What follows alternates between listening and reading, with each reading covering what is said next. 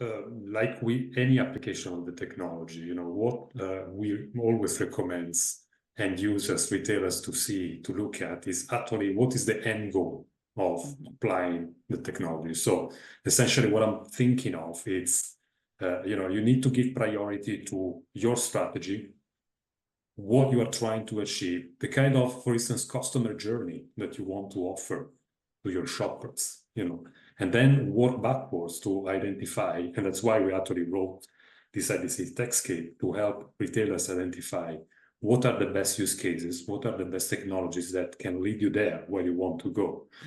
And then the second important things to consider when applying technology as retailers is actually to partner up and to create a strong partnership with the right technology vendor. So again, here it's a question of thinking of, what is that I'm trying to achieve by applying the technology? What is my end goal? And what are my needs? What are my particular needs? So do I need a technology vendor that understands my industry? Right. That has, for instance, a special view of how the retail industry works? Do I need them to help me scale? Do I need to have something delivered in a personalized way or customized for my particular operation? So I think these are the questions that retailers need to ask themselves when selecting the right technology vendor. Yeah, I think that's so important, Filippo, too, especially as some larger retailers are so used to doing this themselves or to building this internally. And I think this is a moment now where you really have to be thinking about, is it smarter to find those partners who can execute, who have the background, the experience, and really the ability to move at the speed at which, working on with AI really requires? Or is it something that you want to take on internally, or, kind of really thinking through that strategy? David, what would you say to this? Where would you tell retailers to begin? I think starting with that Techscape from IDC is a great place to start. The 17 use cases are all really, really strong.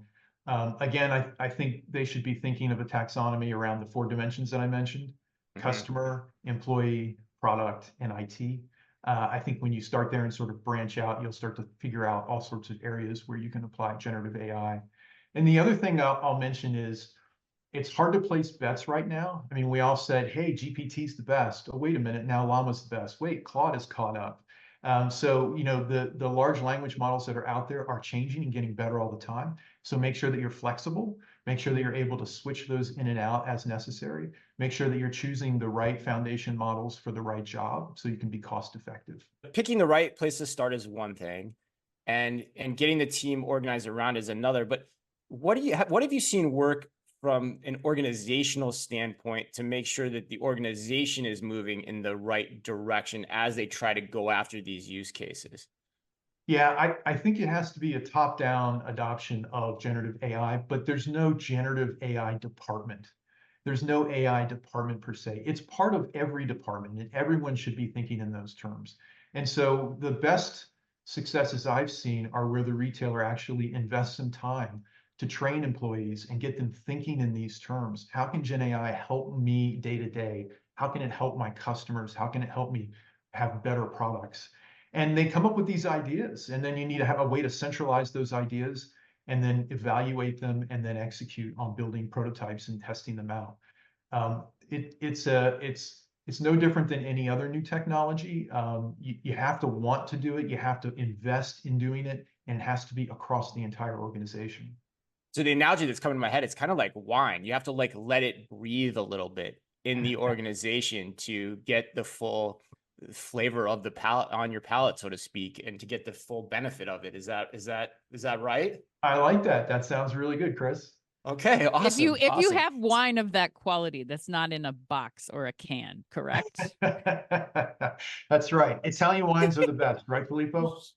Exactly.